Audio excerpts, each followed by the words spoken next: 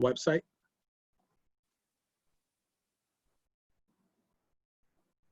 Okay. So my family and I came to this country when I was very young. We left Mexico for economic reasons. My parents started over here. I'm one of four. When we came here, we didn't have very much. We couch surfed. We didn't have a place to live at times. We ended up living in a shack for a while until we were lucky enough to find affordable housing. And that's where we lived for a long time until I turned 18, joined the Marine Corps, left, and then came back and met my wife, Gabby, who was born and raised in Napa. And she was the reason why I ended up in Napa. I started my business with my dad at a local insurance office where we really focus on families and small businesses, and we've been doing that since 2008. And what I've seen is through my own struggles and what my family has struggled through, and I'm seeing that now with some of in my business where a lot of my clients are low to middle income in some businesses also. And when you're in an industry that I am in insurance, you gain the trust of people and they open up and you start talking about other things, some of the struggles, some of the issues that we're facing. Particularly housing is a big one. Lowering the barriers to housing for our workers, creating a healthier community, more inclusive community. We have a beautiful, diverse community, and I think the city council, it's time for the city council to reflect that. So you'll find out more. You can look at Why Bernie and Meet Bernie, so you can find out a little bit more about me. Today's purpose is to go over a little bit about the budget, the makeup of our economy, talk about our employees, the commuting data. So I want to bring up the employment sector. So let me share this other page here.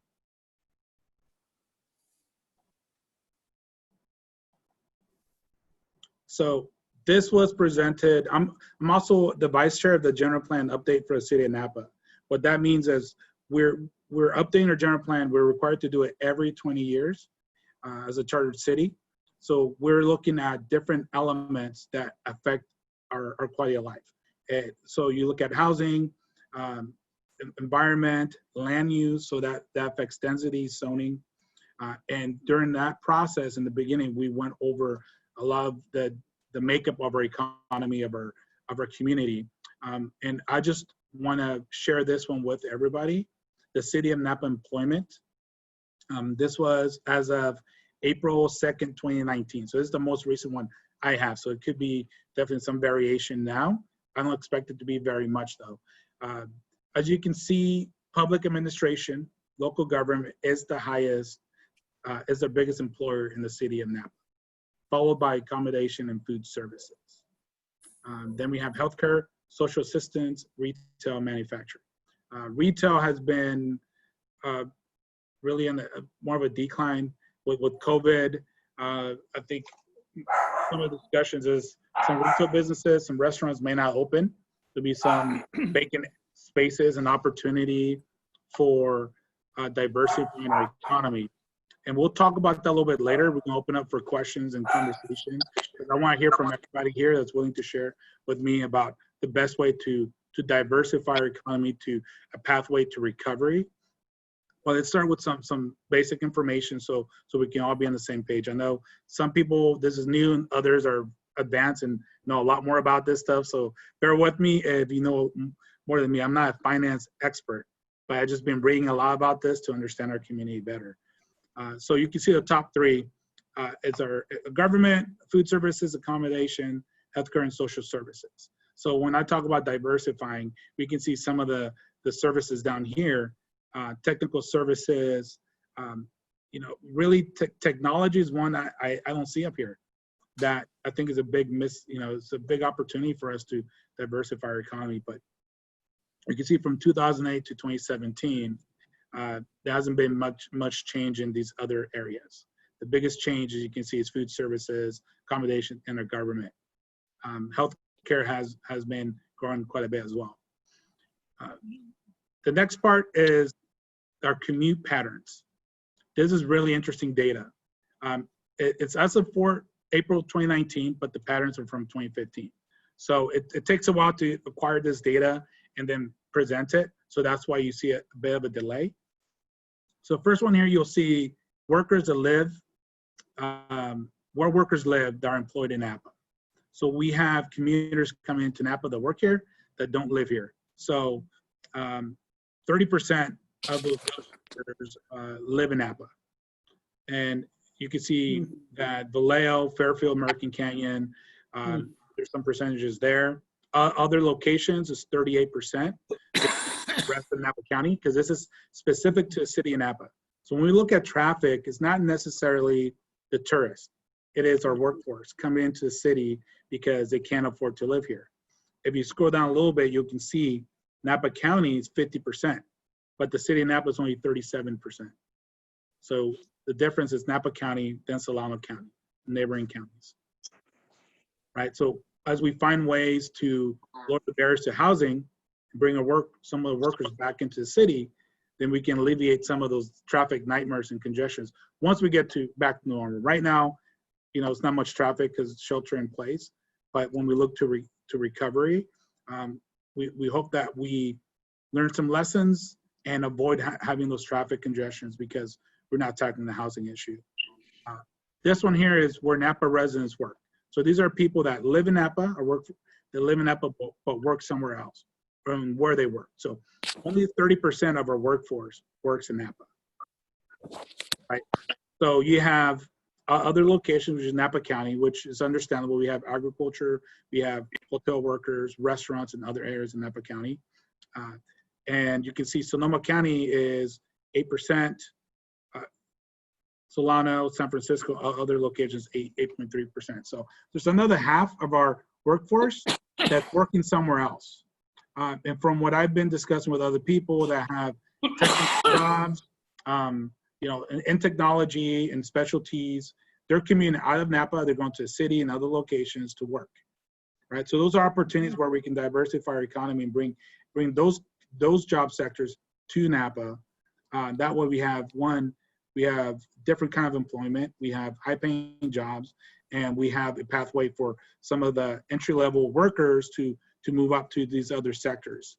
Because what we're doing is providing economic opportunity for our workforce. So even though there's a starting level, there's a pathway to get to economic success and be able to have those opportunities.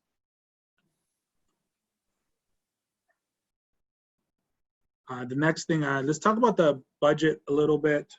When we look at the budget, I'm only going to show a couple pages because it can be very intimidating. So if you go to cityofnapa.com, you put in the budget, or you go to the finance department and you can pull up the whole document, right? But what I'm going to do right now is just talk about the general fund, the revenue versus expenditures, right? So initially, the adjusted budget for 2019 fiscal year 2019-2020, you can look at property tax, which is number one revenue, right? You have a building, you pay property tax, that comes back to us through a general fund. The general fund is made of three main revenue sources: property tax, sales tax, and TOT tax, which is a tourist tax, right? The tourist tax has been growing over the last several years. We've been very much dependent on that to offer some of the services, like fire department pay for a new fire department, police department, parks, other areas, because that's discretionary fund.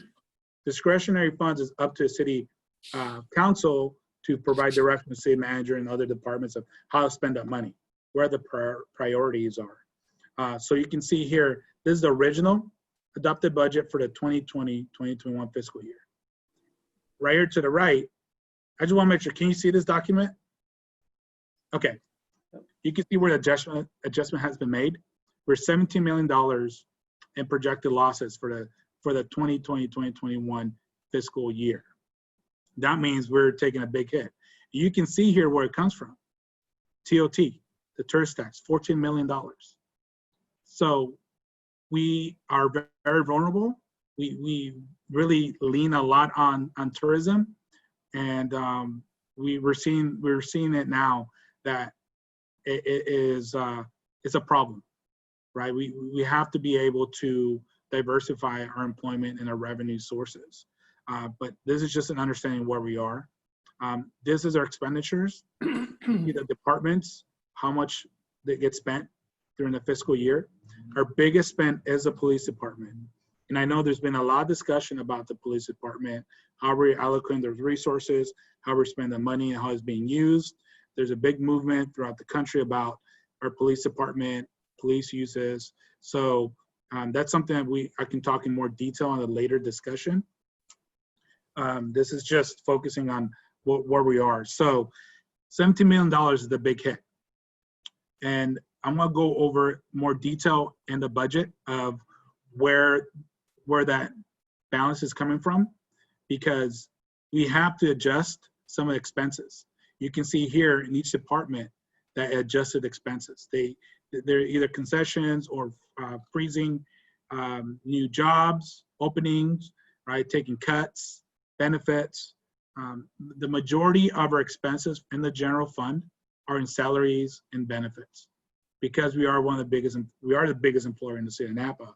Therefore, we are also, most of our funds are for our employees. And our employees do a great job helping us with quality of life, with parks, with services, trimming trees. And I always see employees on and about. So to protect those jobs, we have to make sure we won't just rely on this here. And we see this in the next epidemic, because we know it's not if, but it's when. We've been through fires, floods, right? We've been through earthquakes. So it's learning our lesson, being better prepared for the future. So going into more detail in those kind of adjustments in revenues, or sales tax, projected hit of 3.5 million. TOT, we covered it, 14.8 million. Business license tax. Business license tax is based on gross receipts. So we know that they're losing money. I expect this to go higher. Hopefully not, but that is based on how much a business makes and what tier you're on, how much you pay in business taxes for your license and permits as well. So city clerk, city manager, they took cuts. Finance department took cuts. City attorney did as well. Pretty much across the board, there's sacrifice all over the place. Human resources, 79,000. Community development, 1.1 million. General government operation budget cuts, and capital improvement program. So there's money that we set aside for improving our infrastructure. Some of that got shifted to our general fund to offset, because the projected loss was greater than 17 million. Some of these offsets brought it down to about 17 million. So it's not as great as a projected loss. Fire department, public works, Parks and Rec. Parks and Rec is, if you've been following the news and what's going on, they were going to lay off a lot of workers. So they were able to work that out, so the cut is not as significant. So you can see some of the funds there, and to really bring it to 17 instead of over the $20 million that we're looking at. I want to go over a little bit on some of the difference between restrictive and unrestricted funds. There's a lot of confusion. It tends to be some confusion between the two. Unrestricted means that at the discretion of city council can direct the city manager on where we want to prioritize our revenue, normally from TOT, property tax, and sales tax. So charges of services, fines, fees, tax revenue. Restricted would be like Measure T, that's that's the percentage of the tax that goes to improve roads and sidewalks. A few others, certain grants, things that we can shift into a general fund to offset some of those losses during the COVID-19 crisis. So those restricted funds are protected. In certain circumstances, we can transfer over to unrestricted, and that would be capital projects. Sorry, I don't know what that is there. And you can see here general reserve policies. I don't know what that is. Sorry about that. So reserve funds to ensure continued delivery of city services to address emergencies. So as we get revenue, there's percentages that we offset to for contingency, emergency funds. For this instance, when something like this happens, we have reserves. But the thing is we can't, that's not gonna last forever. So we have to find ways to cut costs. And that is a very hard thing to do because we know that most of our expenses are in salaries and benefits. So we want to protect their jobs. You have to figure out other ways to offset those losses. So recently, the city of Napa did receive a grant for $975,000, and that was for. Let me see if I can find that document here.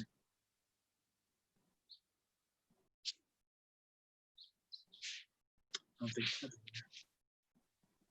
thought I had it, but $975,000 through the CARES Act. That's going to provide some help to businesses to buy safety materials to recover from COVID-19 losses, provide the government with technology update because everything's going virtual.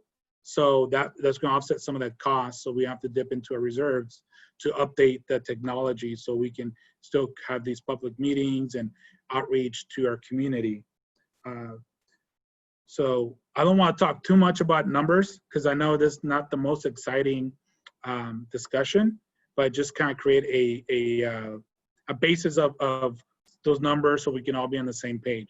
What I really want to spend the most of our time is discussing diversifying our economy, a pathway to recovery.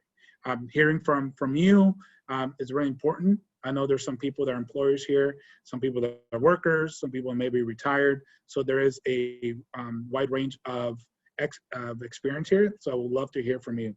One of the things I want you to think about diversifying our economy is a few different sectors.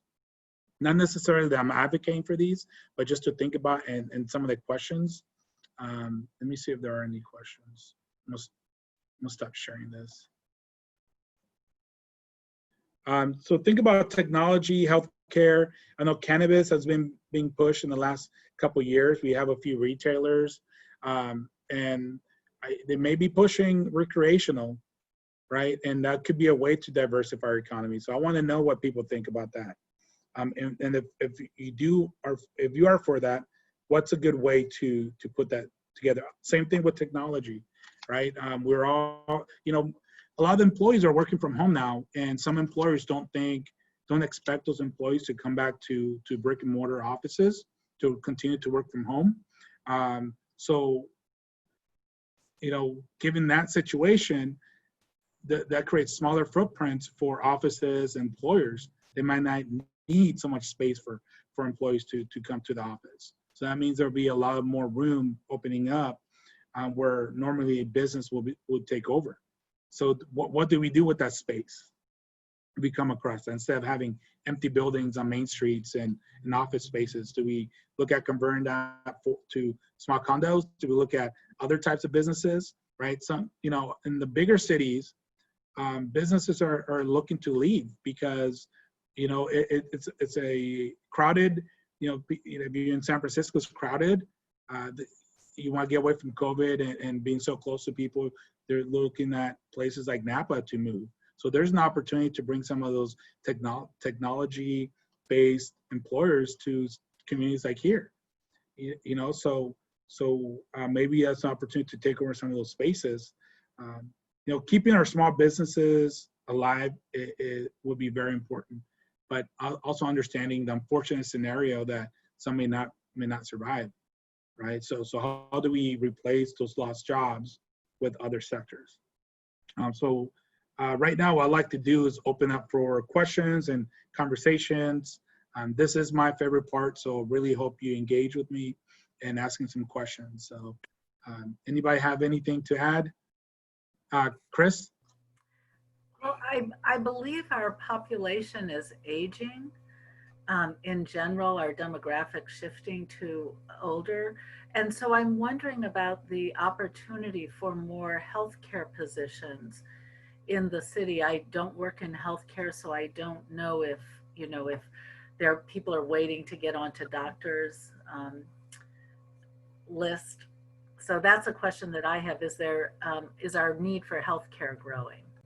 Well, I can tell you from serving on the Napa County Veteran Commission, we're looking at the Yountville Veterans Home as turning into more long-term care because of the silver wave, right? That's what we call it, because we do have a large retiring populations coming up. So there is an opportunity there. So you can see healthcare is the third largest sector that we have currently.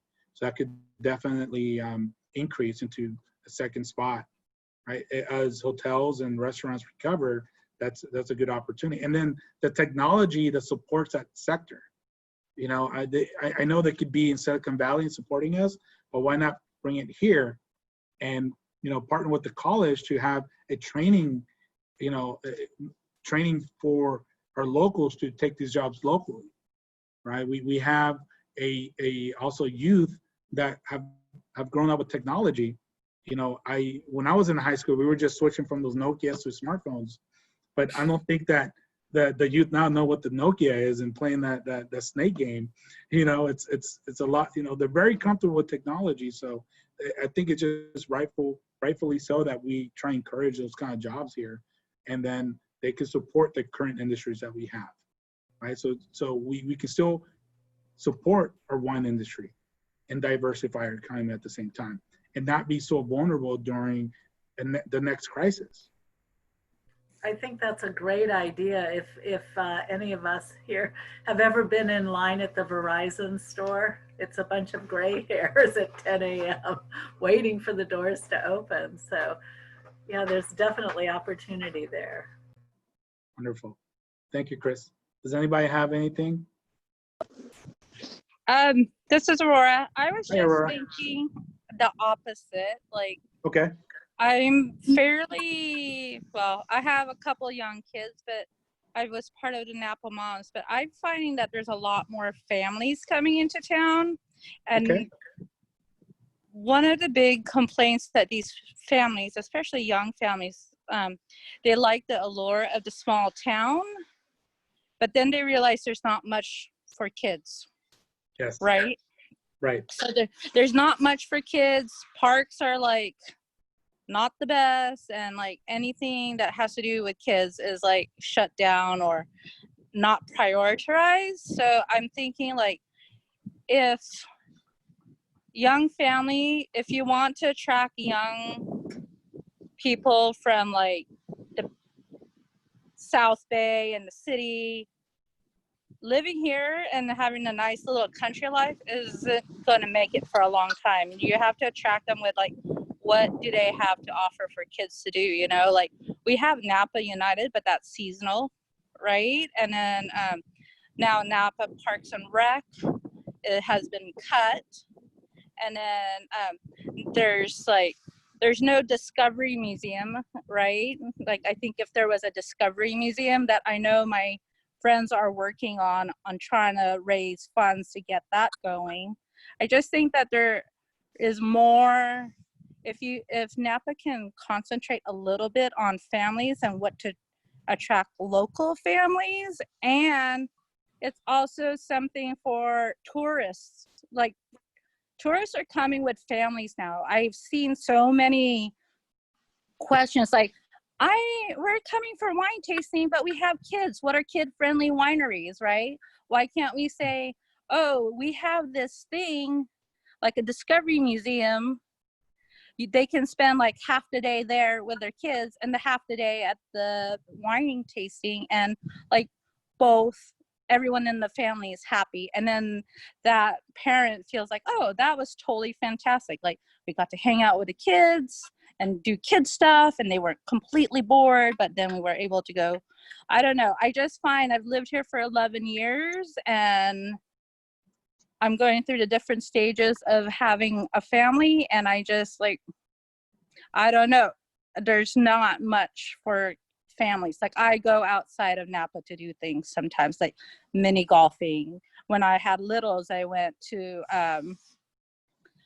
and did Discovery Museums everywhere else, right? Down in the city, out in Berkeley, as far as Sacramento, like just other things. There wasn't very Right. much here and stuff. Right. So Yeah, I thank you think, for sharing that.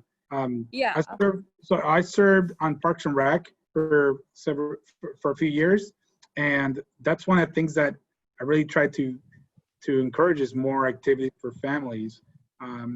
Which is why it's so important to protect Parks and Rec, because that's exactly what they do. But we could really improve our parks.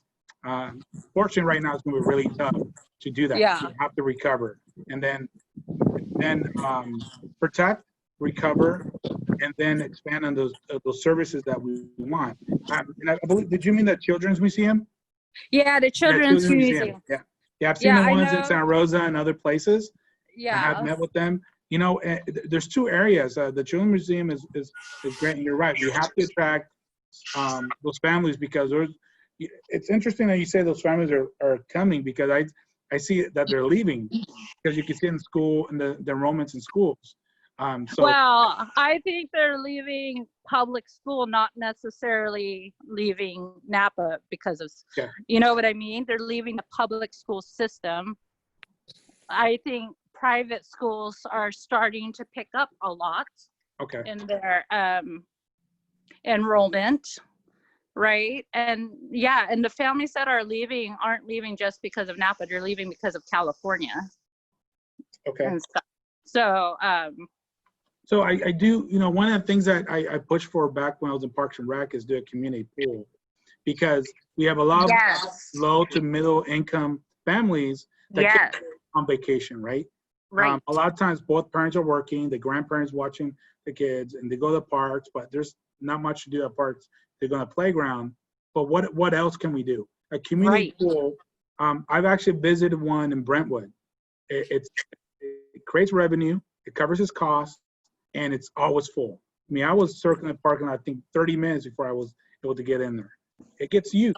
It's expensive initially, but that's an investment in our community. I You know, agree.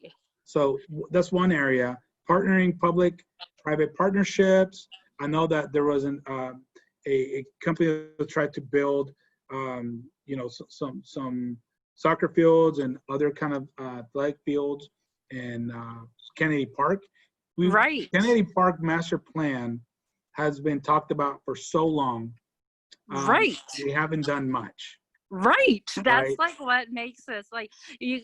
There's this like muse of oh, there's going to be the sports complex out in Kennedy, and we wait and we wait and we're like okay, because it would be good for the community to have some form of sports complex.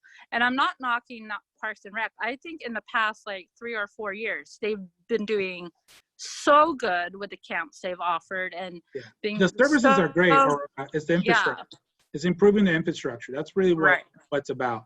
The staff, I love being a Parks and Rec, because the staff are just all they're about is providing services and making our families happy. So thank you right, so much for bringing that up. That, you know, there's a few things here that I learned, so appreciate that.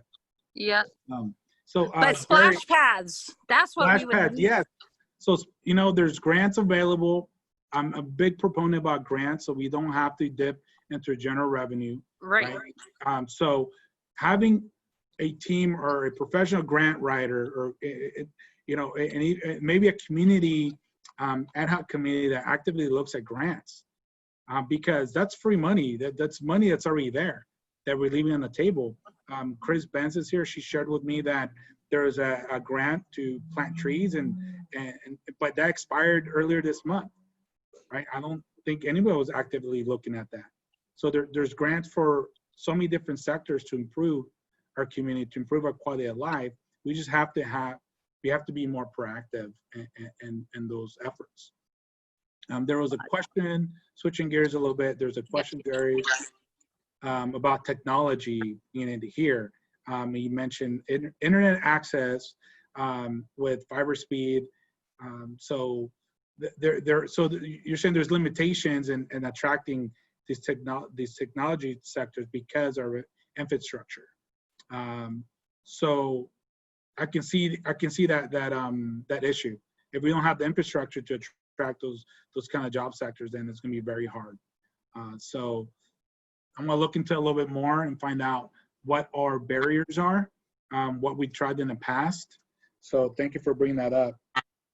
Jerry, do you have any experience with that? Have you had any trouble with that, with technology and fiber speed? Can you maybe share with us a little bit about that? Yeah, we have about like 30 computers at the store, and to process payments, especially with the 6 registers we have, we want our customers to be in and out. So I was looking at a provider that gives fiber speeds or gigabit speeds, and there was AT&T wanted to charge me something like 50,000 to get fiber to the node, but I wasn't going to get gigabit speeds. So the only provider that has it is Comcast, but it's not a fiber network. It's gigabit down and something like 30 megs up, which is pretty abysmal, since the point is to get data out. Right. Okay. So again, infrastructure there. Yeah. Right. So the burden is on employer to invest and grow that and grow. So thank you for sharing. Let me look more into that. We can connect a little later. I'll reach out to you and talk more about that. Cool. Thank you, Jerry. We have a question. Scott, you have sorry, I just noticed your hand is raised. Sorry if you had it for a while. Yeah, that's okay. Yeah, I tried to start my video, but it's locked out for some reason. But Oh, you know what? Because you walked away earlier, and yeah, there we go. it's all Now good. you can start it. You walked away, so I turned it off. Just Yeah, it's all good. I don't have good lighting anyways. I just wanted to say, yeah, I agree with you about the diversifying our economy, right? The TOT tax took a huge hit, and that's why we have budget issues right now, right? But there was a reason why we increased our tourism, and that's because we made a big push for that. We have the Visit Napa Valley Association, who I don't know I know they've took some big cuts, right? But at one point they had 30, 40 people just pushing, trying to drive tourist traffic to Napa, and they did a great job with that. And we had increased revenue because of that. So my question for you, running for city council, is what do you think we need to do to attract more diversity into our business community? Business people are all about the opportunities. You know, if there's a better opportunity in a neighboring community, they're going to go there first. If we make Napa more attractive, do you have a plan to try to attract more business people to Napa outside of tourism? thank you, Scott. That's a great question. I think for me is venturing out and talking to these business leaders in different sectors and say, hey, what would it take for you to come to Napa? I think asking a simple question.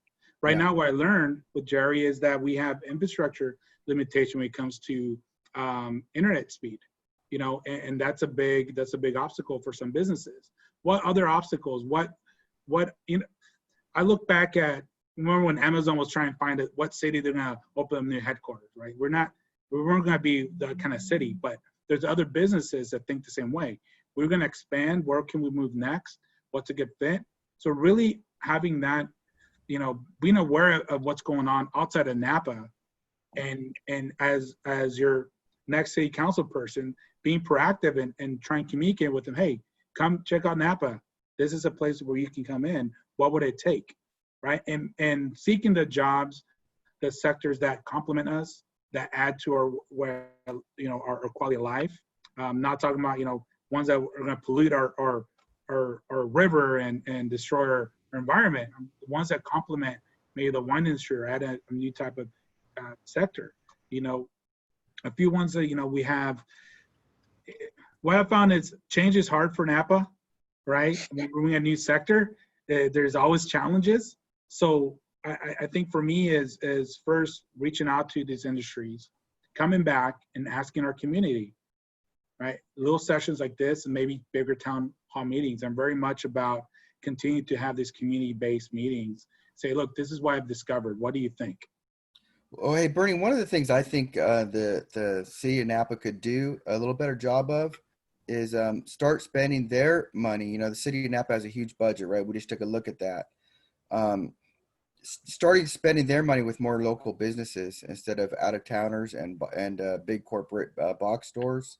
Um, I used to have a business in San Francisco, and they definitely have their challenges over there. They make it difficult to do business in a lot of ways. But one of the things they did pretty well was they started a program called the LBE program, Local Business Enterprise Program, and definitely could have been administered a lot better. But the intent of the program was to get to the city to spend city of San Francisco dollars within the city limits of San Francisco to locally owned businesses in San Francisco. And I think Napa should look at a program similar to that, and Thank you. keep the dollars local Right. and keep it with the small business community.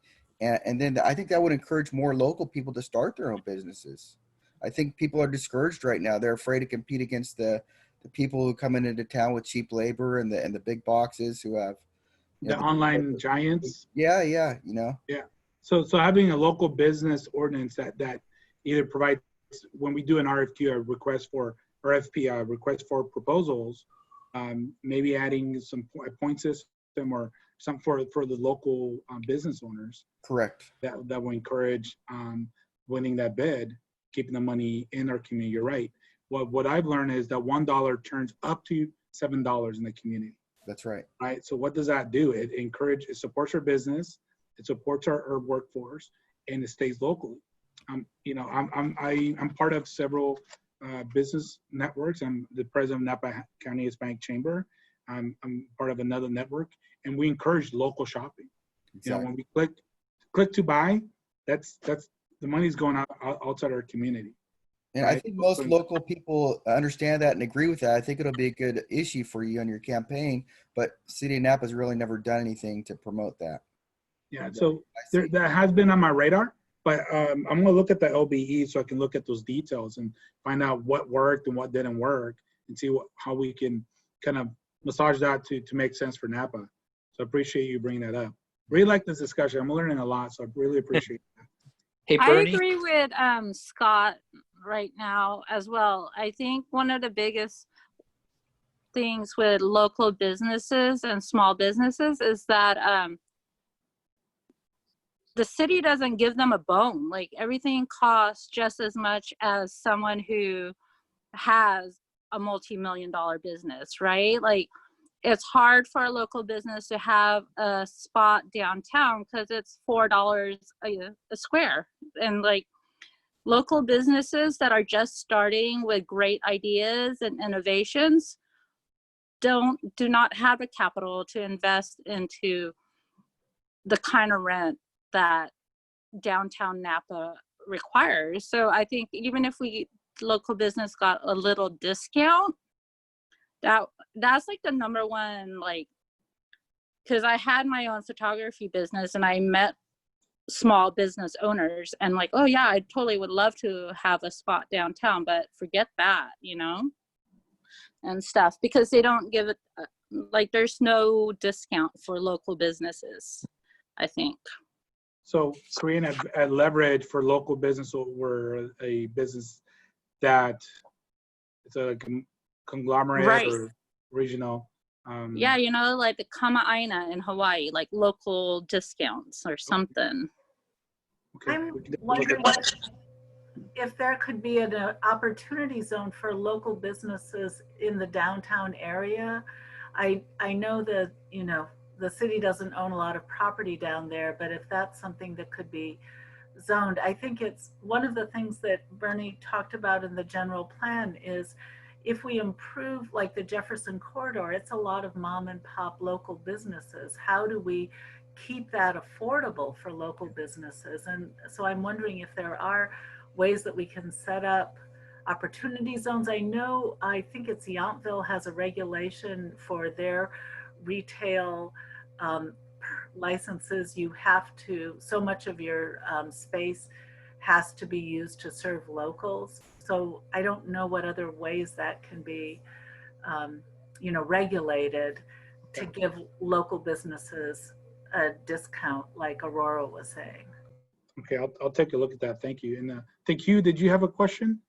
Well, I have sort of a conversation item. What's the number one employer again in the city of Napa? City of Napa. Where do those employees live? what was the number? It's like 30%. Hold on, let me go back. I wish I had memory like that. Let me go back. Commute patterns. American Canyon, that's my guess. So every single 57% Napa County. So every single one of those employees that live in the city and work in the city leave their money in the city. Yes. So somehow we've got to get these people who are working for these public agencies that are number one employee, they're low hanging fruit right now, to live and stay in this community. They can't be commuting. And I don't know how we do it, but we got to do it, because that multiplier of $1 they spend here turns to $4, turns into sales tax, goes back into our community. Then they care about our community too. I hate going down there to talk to somebody who lives in another community and then have them put their hand in my face about trying to get something done. And I can tell you it happens over and over and over again.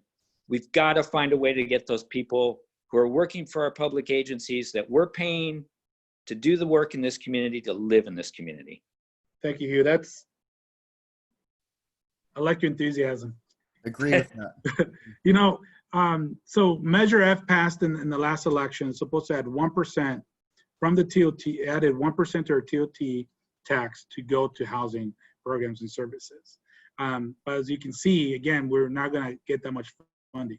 So we have to get creative with how we build housing. With the general plan update, we're looking at focus areas and main corridors that provide the most opportunity to add more housing. And it's not just housing. We're not talking about single family homes. We built too many of those in the 60s and 70s. We got to look at housing that small families can move to, and eventually as they grow, they go into these single family homes, right? Those are already built. Also ADUs.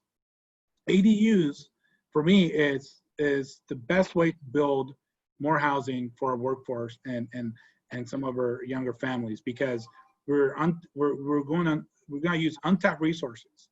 So in the 60s, 70s, we built a lot of houses in single family homes in large lots. A lot of these homes can accommodate accessory dwelling units, granny units, right? 600 to 800 square feet. A young couple just getting married, a work, or somebody entering the workforce, or a couple roommates can live in there and afford to live there and still have some kind of income to enjoy a quality of life that they deserve. That could also help us house employees, the public employees. So that's another way we can tackle that. And you're right, largest employer, I didn't make that connection to you, so I appreciate that. Largest employer and the number of, the percentage of how many of those live in Napa. So that's a good one. Jumping on your ADU, I tried processing one for a building that we own. And the first thing I heard is you need a use permit because it's a commercial use. I mean, every single way that they could throw a barrier in front of us, you see it. And it's like, I'm trying to do this at low cost. I don't want to have be spend a year and a half processing. And so I think you need an ombudsman on ADUs. You need somebody that represents the applicant to go in and give the city council a report on every single application that goes into the city, to say, is the staff helping them or impeding them in getting these processed? Okay. I've been talking about an ombudsman to help people process stuff for years. Yeah, and I remember we had this conversation last year. But have you seen the Sonoma, Napa Sonoma ADU website? I have not, but I'm going to process another one for a house on Yahomie Street. Visit that website. You're going to put in your address. It's going to tell you if that address qualifies for an ADU, and it's going to show you some floor plans. But what I like to do is connect that. So what do I do for a living, Bernie? I do insurance. What do I do? I build things. I know you do. So, I know that you can build things. One of these old houses are different, and they're going to take a special plan to make work, and there's got to be some flexibility in the process. And I'll tell you how it goes, because Amy and I are ready to process another one. And if I get this answer tell me. Last time, I'm going to blow up. Okay. Well, we'll connect afterwards. But these are the kind of discussions I like to have. If you're frustrated, I want to hear. I want to know. And I know what I'm doing. I can't even imagine somebody who doesn't know what they're doing trying to deal with that mess. Right. And that's the thing is making it less intimidating for somebody that is busy. Both parents are working, they have kids, or whatever the case may be, or they're older and want to retire and they want to move to a smaller space and open a bigger space for a growing family. So ADUs really kind of check a lot of boxes for me as far as diversifying our housing stock, right? Not McMansions, we're talking about smaller units, easy way to get in there. And if you rent it out to low-income families, then you get some help in building it, right? So there's things that we can still do there to improve. So lowering those barriers to housing is a big one. So we're coming up to the end here. One of the things I'm going to ask is, if you like what I'm talking about, if you like this kind of leadership style, you want to see me elected, I'm going to need your help. Two things is, if you can contribute $25 or more. I know that a lot of us are struggling, our economy is struggling, but I still need to get the word out. Got to get yard signs. I got to get, print materials and reach out to the community. For me to do that, it's getting your help. Anything that you can do would really help me in my campaign and getting the word out to the people that aren't here in this meeting. There's over 10,000 people in District 4, about 9,000 people registered. So there's a lot of people I need to get get their votes, and any contribution that you can do would really help me get there. Also, when you look at my website, let me share that one more time. 1 second. I'm almost an expert at Zoom. There's still lag time. So that's my wife, Gabby, Jasmine, and Dahlia. So Aurora, I absolutely know what you mean about having kids and finding more things to do. I live in South Napa, south of Imola, and when we walk to Fuller Park, we got to cross Imola, we got to go through broken sidewalks, cross the street when there's no crosswalks, and there's no park in South Napa. So part of District 4 is there is adding another park. It could just be a low maintenance park where we don't have to spend very much money. And in the South Jefferson, there's an area designated for park and green space, and I want to open it up for some low, for use, walking, some benches, just being able to get out there and get some fresh air. So you can go here and you can donate, you can endorse, and sign up for my newsletter. And my contact info is on here as well. Up here you can find out. In news, this is where you kind of find out what I'm up to, a little bit about me. And this is, my last meeting was GPAC. That was on the 8th. And then once I load it, you'll see this load up next time, maybe a couple of days, so I can link this this meeting. The next one's gonna be housing. I'm gonna go more in depth in housing and my vision for that. And then we're gonna talk about climate change and environmental justice, because there are some areas in Napa that there's a big disparity between environmental hazards. Particularly if you look at Browns Valley and if you look at Southeast Napa, the environmental hazards, it's about 90% difference. And the level of measurement with environmental hazards. And I'll go into detail about that in different ways that we can affect change so our children can grow up into a healthier environment. All right, so as we wrap this up, is there any questions or suggestions? Okay, well, thank you so much. It's 8:30, so I'm going to end this. And my email, you can reach me at bernie@napabernie.com if you have any questions. I'm going to, my cell phone too, if you have a pen, you want to write it down, 707-339-2727. So I'm as accessible as I can be.